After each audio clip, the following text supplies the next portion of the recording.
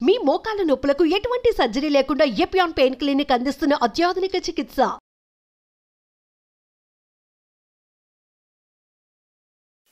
నా ప్రసంగాలు వింటూ చాలా కామెంట్స్ రాస్తూ ఉంటారు. ఒకచోట ఒక అబ్బాయి నాకు జస్ట్ 23 year old అబ్బాయి ఒక చిన్న క్లిప్ పెట్టాడు నా నెంబర్కి. బెంగళూరులో 23 year old బాయ్స్ 2.5 లక్షల రూపాయలు అదేదో మోటార్ సైకిల్ కొనుక్కున్నారట. బుర్రని తిరుగుతున్నారు. సార్ చెప్పినట్టు హెల్మెట్ పెట్టుకోకుండా యాక్సిడెంట్ పాలయ్యారు. ఇద్దరికి తల క్రియేట్ అయింది. స్పాట్, చనిపోలేదు, హాస్పిటల్లో కోమాలో ఉన్నారు. ఆ హాస్పిటల్లో ఇలా యాక్సిడెంట్ అయ్యి కోమాకు వెళ్ళిన వాళ్ళు ఇప్పటికి 1000 మంది అడ్మిట్ అయితే ఒక్కరూ బయటికి రాలేదు. అందరూ పైకి వెళ్ళిపోయారు. 3 రోజులు 4 రోజులు 5 రోజులు ఐసీలో ఉన్న తర్వాత. సో ఆ డాక్టర్లు అందరూ అక్కడికి వెళ్ళిపోయారు, ఇంకేమీ లేదు, అందరూ పిలుచుకోండి అని చెప్పి వాళ్ళ ఇంట్లో అందరికీ చెప్పేశారు. 3 రోజుల తర్వాత ఒక అబ్బాయి చనిపోయాడు. ఇంకా 3 రోజుల తర్వాత ఇంకో అబ్బాయి ఇంకా చనిపోలేదని డాక్టర్లు అందరూ వెయిట్ చేస్తుంటే 6వ రోజు రాత్రి ఠక్కని లేచి కూర్చున్నాడు. ఇంకా 6 వారాల్లో బాగా అయిపోయాడు, నడుస్తున్నాడు. సో ఈ డాక్టర్లందరికీ అనుమానం వచ్చింది, ఏం జరిగింది, ఇంతమంది చనిపోయారు సార్ మీకు చెప్తారు. ఆయన చెప్పాడు కదా, ఆరోగ్యం ఉన్నా యాక్సిడెంట్లో చనిపోతారు మీరు, జాగ్రత్త అని. ఇది జరిగిన విషయం. ఎలా బయటపడ్డాడు వీడు, 1000 మంది చనిపోయారు, ఇంత కోమాలో ఉన్నవాడు మళ్ళీ వెనక్కి వచ్చాడని వాళ్ళు అదే పనిగా పని కట్టుకొని ఎంక్వైరీ చేశారు. వాళ్ళ ఇంటికి వెళ్ళారు. వాళ్ళ అమ్మ నాన్నని అడిగితే, మా అబ్బాయి యూట్యూబ్లో డాక్టర్ ఖాదర్ ప్రసంగాలు విని గత 2 సంవత్సరాలుగా సిరిధాన్యాలను మాత్రమే భోంచేస్తున్నాడు.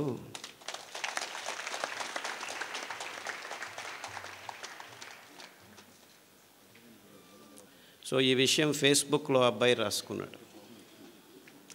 అంటే నేను ఆయన చెప్పిన దానికి తద్విరుద్ధంగా చెప్తున్నానని కాదు, అందరూ హెల్మెట్లు వేసుకొని ప్రయాణం చేయండి, కానీ యాక్సిడెంట్ అయినా కోమా అయినా మీరు సిరిధాన్యాలు తింటూ ఉంటే బతికి బయటపడేదానికి దారి ఉంటుంది అని మీకు ఈ ఘటనతో చెప్తున్నా.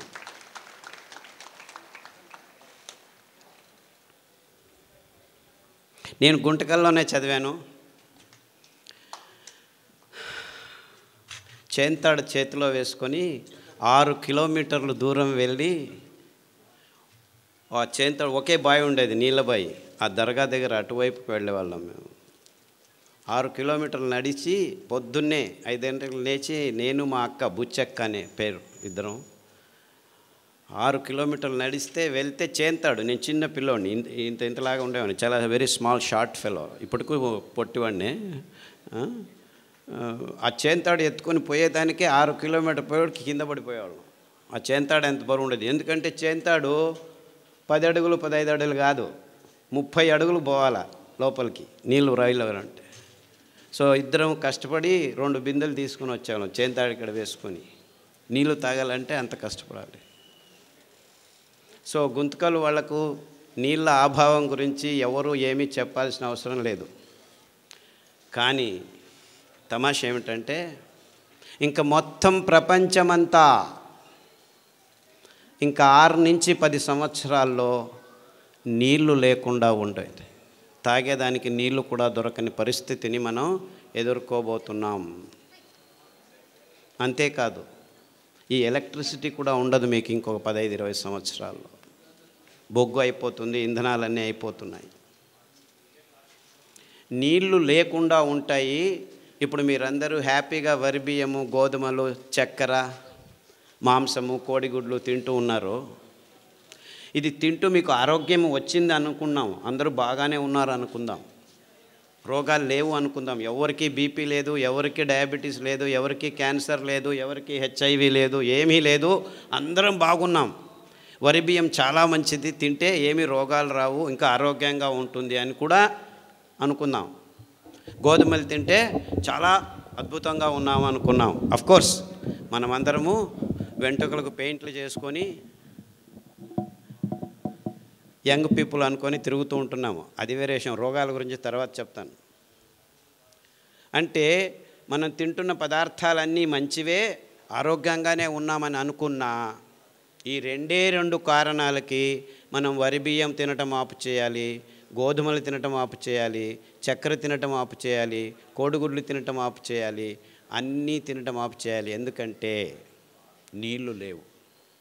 ఇంకా 15 సంవత్సరాల్లో వరి బియ్యం పెంచుకునేదానికి నీళ్లు ఉండవు, కోడిగుడ్లు తయారు చేసుకునేదానికి నీళ్లు ఉండవు, చక్కెర పెంచేదానికి, చెరుకు పెంచేదానికి నీళ్లు ఉండవు, ఏమీ ఉండవు. 4 వానలు వస్తే చివరకు పెరిగేది ఈ సిరిధాన్యాలే. అంటే వీళ్ళందరూ చెప్తున్నారు రుచిగా చేయండి, ఇది చేయండి, అది చేయండి. అవంతా ఏమీ అవసరం లేదు. ఇంకో 10 సంవత్సరాలు మీరు అందరూ కళ్ళు మూసుకొని నీళ్లు లేని పరిస్థితిని ఆలోచించుకోండి. ఆఫ్కోర్స్ నా దురదృష్టం, గొంతుకొల్లలో వచ్చి నీళ్లు లేని పరిస్థితిని ఆలోచించండి అని చెప్తే వీడు పిచ్చోడు మాకు చెప్తున్నాడు అనుకుంటారు. నేను అనుభవించాను. కానీ ప్రపంచమంతా ఇదే స్థితికి రాబోతుంది ఇంకో 10-15 సంవత్సరాల్లో. ఈ డ్యాములు కట్టినారు, ఏమీ లాభం లేదు. డ్యాముల్లో నీళ్లు ఉంటాయి కదా మీరు ఎత్తిపోసేది. ఆ నీళ్లు లేని పరిస్థితుల్లో మొత్తం ప్రపంచమంతా హాహాకారాలతో, ఆకలి మంటలతో భయానక స్థితిని ఒక్కసారి కళ్ళు మూసుకొని ఊహించండి. ఆ స్థితి నుంచి దూరం కావాలంటే మనం 20 సంవత్సరాల ముందే ఎంత మంచివైనా, గోధుమలు మంచివే అని చెప్తున్నాను, చక్కెర మంచిదే అని చెప్తున్నాను, ఏమి రోగాలు రావట్లేదని చెప్తున్నాను, ఇదంతా ఇమాజినరీ కండిషను. అఫ్కోర్స్ ఇప్పుడు ఉన్నది అన్ని రోగాలే అనేది ఇంకొక 5 నిమిషాల్లో మాట్లాడతాను. కానీ సిరిధాన్యాల మహత్వము జస్ట్ మీ ఆరోగ్యానికి కోసం కాదు, మీ పిల్లల ఆరోగ్యం కోసం కాదు, ప్రకృతి కోసం కాదు. ప్రకృతిని మీరు రక్షించాల్సిన అవసరం లేదు. ఇవన్నీ కారణాలు కాదు, కానీ ఇవన్నీ ముఖ్యమైన నిజమైన ప్రాక్టికల్ కారణాల కోసం సిరిధాన్యాలను తినమండి అని చెప్తూ వస్తున్నాను ఇంతవరకు. కానీ ఇప్పటి నుంచి నేను ఇవన్నీ కారణాలే కాదు, ఇంకా 10-15 సంవత్సరాల్లో మొత్తం మానవ కులమంతా ఆకలితో హాహాకారాలు బొబ్బేలు పోతుంటే మిమ్మల్ని ఆ భయంకరమైన క్రైసిస్ నుంచి బయటకు పడాలంటే బయటపడేదానికి పనికి వచ్చేది సిరిధాన్యాలు మాత్రమే. ఆ ఒక్క కారణానికే, అంటే మానవ కులం ముందు రానున్న ఈ భయంకరమైన క్రైసిస్ నుంచి బయటపడాలంటే మొత్తం ప్రపంచమంతా పిల్లలు, పెద్దలు అందరూ ఏ దారి లేదు, ఏ గతి లేదు, ఉండేది ఒకే దారి, అది సిరిధాన్యాలు తినే ఒకే ఒక్క దారి. ఈ క్రైసిస్ని మానవ జాతి ఎదుర్కోవాలంటే ఈ దారి తప్ప ఇంకా ఏ దారి లేదు అని గట్టిగా నమ్మిన వాడిని నేను. అందుకే 40 సంవత్సరాల క్రితమే ఈ విషయాల్ని పూర్తిగా విశ్లేషణ చేసి, అరే ఈ రోగాలకు పక్కన ఉంచండి, మీ తలల మీద తెల్ల వెంట్రుకల గురించి పక్కన ఉంచండి, నాకు క్యాన్సర్ వచ్చింది అని బాధపడే వాళ్ళ గురించి నేను బాధపడటం లేదు. మొత్తం మానవ కులమే కాదు, ప్రపంచంలో ఉన్న జీవరాశి అంతా ఈ భయంకరమైన సన్నివేశాన్ని ఎదుర్కోబోతుంది ఇంకో 20-30 సంవత్సరాల్లో. నేను చెప్పేది అతిరేకంగా లేదు, మీరందరూ దీనిల గురించి ఆలోచించట్లేదు, ఎవరూ ఆలోచించట్లేదు. అంటే ఎంత భయంకరమైన ఇక్కట్టును మనం ఎదుర్కోబోతున్నామని మన కళ్ళ ముందు మనం ఎవరు కూర్చొని ఆలోచించేదానికి రెడీ లేదు. ఎందుకంటే నా తలల మీద వెంట్రుకలు వెళ్ళిపోతున్నాయి, నా అబ్బాయికి 3 సంవత్సరాలు డయాబెటీస్ వచ్చింది, మా అమ్మాయి 180 కేజీలు ఉంది, నడవలేకపోతుంది, మా చిన్న పాపకు బ్లడ్ క్యాన్సర్ వచ్చింది, 3 సంవత్సరాలకు బ్లడ్ క్యాన్సర్, బోన్ క్యాన్సర్ వచ్చింది, లంగ్ క్యాన్సర్ వచ్చింది. ఇలా మనము 100కి 70 మంది బీపీ ట్యాబ్లెట్ తీసుకుంటున్నాము, 100కి 38 మందికి డయాబెటీస్ వచ్చింది, 100కి 36 మంది థైరాయిడ్ ట్యాబ్లెట్ తీసుకుంటున్నాము, 100కి 16 మందికి నిద్ర రావట్లేదని ట్యాబ్లెట్ తీసుకుంటున్నారు, 100కి 16 మంది నిద్ర ఎక్కువ వస్తుందని ట్యాబ్లెట్ తీసుకుంటున్నారు. ఇలా ఎన్నెన్నో కారణాలు ఉన్నాయి, ఎన్నెన్నో రోగాలు ఉన్నాయి. హెచ్ఐవి వచ్చింది, ఎస్ఎల్ఈ వచ్చింది, ISR వచ్చింది, IBS వచ్చింది, ఇలా అక్రానిమ్స్ పెట్టుకొని 185 రోగాలను లిస్టు చేసుకుంటున్నాము. ఈ రోగాల పేర్లు వినాలంటేనే భయం అవుతుంది. రోగాలు వస్తే ఇంకెంత భయమో. అది ఇంతకుముందు డయాబెటీస్ 100కి 5 మందికి 10 మందికి వచ్చేది, 50 సంవత్సరాల పైన వచ్చేది. ఇప్పుడు 5 సంవత్సరాల లోపు పిల్లలకే 100కి 5 మందికి వచ్చేసింది. మీరు ఎంత దీన స్థితిలో అనారోగ్యంలో ఉన్నా 6 వారాల్లో మీ దేహం పుంజుకుంటుంది. ఇంకా ఒక ట్రిక్ ఉంది. ఈ ధాన్యాలు వేల సంవత్సరాలు ప్రతి దేశంలోనూ తిన్నారు ప్రజలు. మీరు అనుకున్నట్టు మన దేశంటి కాదు ఇవే, మన దేశంలోనూ ఉన్నాయి, వేరే దేశాల్లోనూ ఈ భోజనాలే చేస్తూనింది ప్రజలు. ఇటాలియన్ మిల్లెట్ అంటారు ఏదాన్ని, కొర్రల్ని. అండు కొర్రల్ని అమెరికన్ మిల్లెట్ అంటారు. ఆఫ్రికన్ మిల్లెట్ అంటారు లిటిల్ మిల్లెట్ని, అంటే సామెల్ని. ఊదుల్ని జర్మనీస్ మిల్లెట్టు, జాపనీస్ మిల్లెట్టు, రష్యన్ మిల్లెట్టు అంటారు. ఇన్ఫ్యాక్ట్ ఊదుల్లో చాలా రకాలు ఉన్నాయి, అన్నీ ఊదులే. రష్యన్ మిల్లెట్ వేరే, జర్మన్ మిల్లెట్ వేరే, జాపనీస్ మిల్లెట్ వేరే, అన్నీ ఊదులే. బోర్నియాడ్ మిల్లెట్ అంటారు.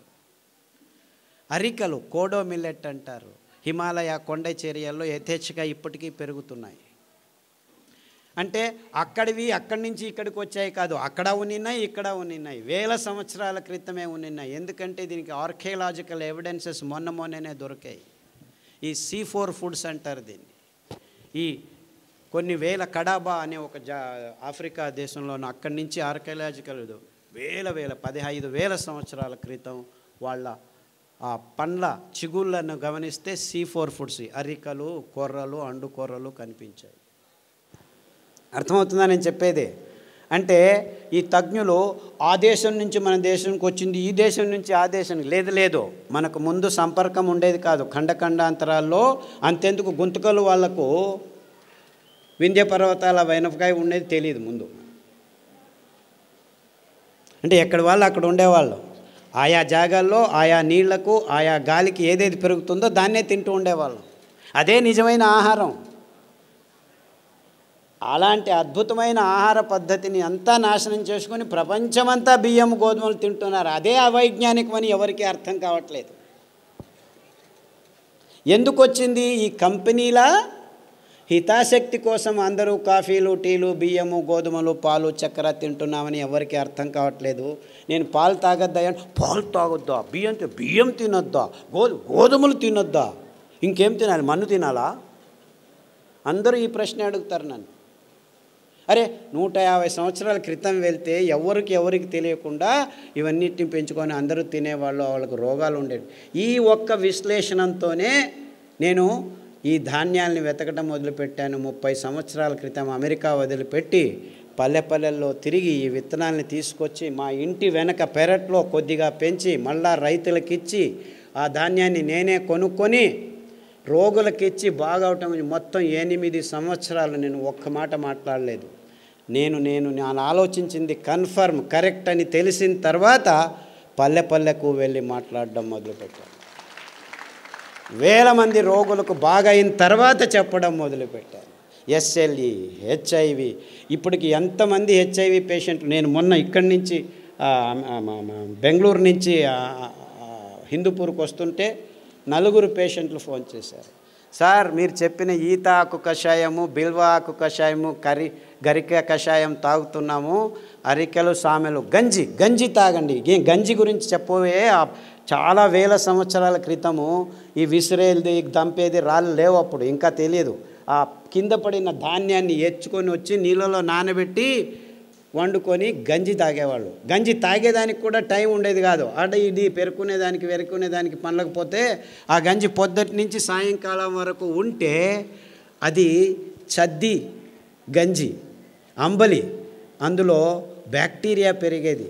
ఆ బ్యాక్టీరియా మన పొట్టలకి అతి ముఖ్యమైనది, అతి రోగ నిరోధక శక్తిని మన దేహంలో పెంచేది. ప్రోబయోటిక్స్ అని ఈ మధ్య కొత్తగా మొదలుపెట్టారు ఈ డాక్టర్లు, ఇంజనీర్లు అందరూ. ఎప్పుడో మా తాత ముత్తాత కాలంలోనే చద్దిగంజలు తాగరా వెధవా ఆరోగ్యంగా ఉంటామని మా అవ్వ చెప్పేది. తిప్పారెడ్డిపల్లె, ఇక్కడే తిప్పారెడ్డిపల్లె. కొర్రగంజి పొద్దున్న చేసి రాత్రి తాగు, రాత్రి చేసి పొద్దున్న తాగు అనేది. అదెందుకు? పొద్దున్న చేసి పొద్దునే తినచ్చు, నీకు తెలియదులే, రాత్రి తాగు అనేది.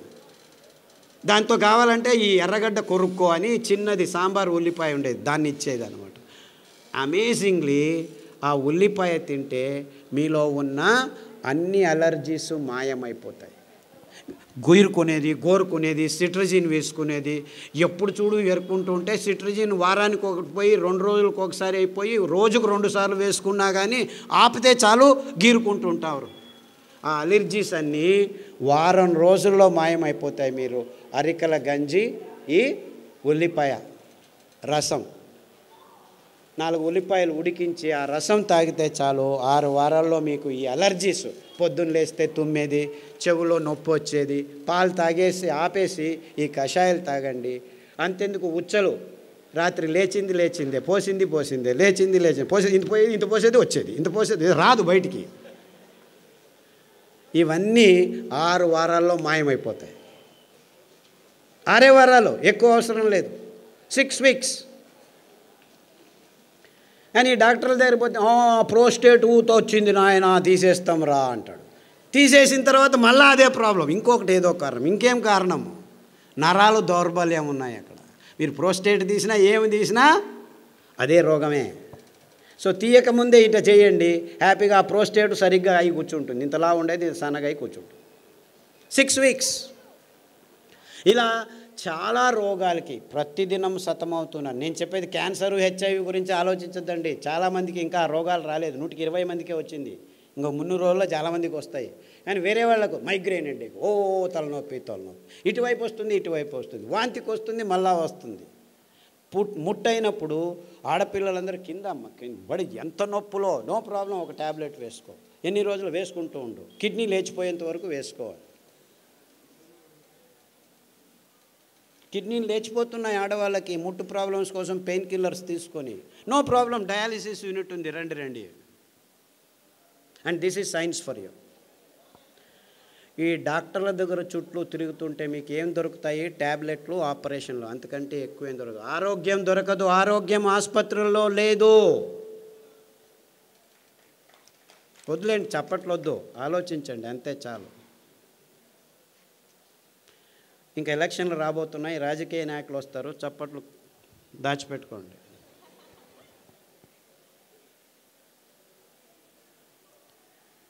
ఎక్కడుంది ఆరోగ్యం? మన కొర్రల్లో ఉంది, మన కానుగ కషాయంలో ఉంది, మన పారిజాత పువ్వుల్లో ఉంది, మన రావి చెట్లల్లో ఉంది, మన కానుగ చెట్లల్లో ఉంది, అండు కొర్రల్లో ఉంది, ఊదుల్లో ఉంది. ఇంత అద్భుతమైన పదార్థాలు మీరేమైనా డబ్బు ఖర్చు పెట్టాలా? పేద రైతులు పెంచగలరు. దాన్ని అక్కడికక్కడే మీ ఇంట్లోనే రెడీ చేసుకునేదానికి బుచ్చి మెత్తడని మా అక్క నేను కలిపి కనిపెట్టాము. అందరూ హ్యాపీగా ఇంట్లో ఎవరైనా సరే రాత్రి నానబెట్టి పొద్దున ఎండబెట్టి అలా అంటే చాలు, బియ్యం రెడీ. ఇంకా అద్భుతం ఏం తెలుసా? ఈ ధాన్యాలు 7 సంవత్సరాలు నిల్వ ఉంచిన ఒక్క కెమికల్ లేకుండా, ఒక్క పురుగు రాకుండా ఉంచుకోవచ్చు ఈ 5 ధాన్యాలు. మీకు ఎప్పుడు కావాలో అప్పుడు బియ్యం రెడీ చేసుకోండి. సో అందరూ అంటున్నారు పేదవాళ్ళకి ఇది కష్టమని. ఇన్ఫ్యాక్ట్ పేదవాళ్ళకే ఈజీ.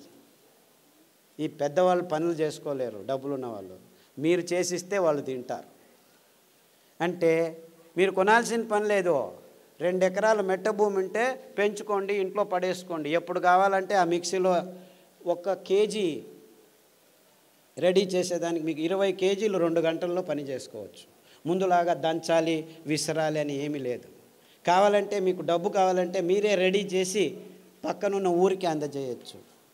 10 మంది కూర్చొని ఆడవాళ్ళు పని చేస్తే దగ్గర దాదాపు 500 కిలోలు రెడీ అవుతాయి. ఆ పని బాలన్ గారు చేసి చూపించారు. ఇక్కడ అనంతపూర్లో భానుజ అని ఇంకొక మహిళా సంఘం వాళ్ళు చేస్తున్నారు. అంటే పేదవాళ్ళకి ఇవి అతి చౌకగా, ఎవ్వరి హంగు లేకుండా, హంగామా లేకుండా పెంచుకొని ఇంట్లోనే తయారు చేసుకొని తినేంత వరకు మేము అన్ని రకాలుగా ఏర్పాటు చేశాము. మీరు చేసుకోవాలి అంతే. అంటే పేదవాళ్ళకి ఏమీ ఇబ్బంది లేదు. ఇంకా కొనుక్కునే వాళ్ళకే 100 రూపాయలు ఆ కేజీ, 150. యాక్చువల్లీ రైతులకు మీరు 10 రూపాయలు, 11 రూపాయలు మధ్యవర్తులు తింటున్నారు మధ్యలో.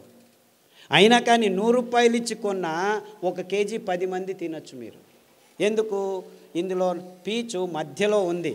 నానబెడితే, రాత్రి నానబెట్టి పొద్దున వంట చేస్తే 1 కేజీ బాగా వికసించి అరలితే మీరు 10 మంది తినొచ్చు అనమాట. అదే బియ్యం అయితే, వరి బియ్యము కేజీకి 4 తిని ముగించేస్తాం అనమాట.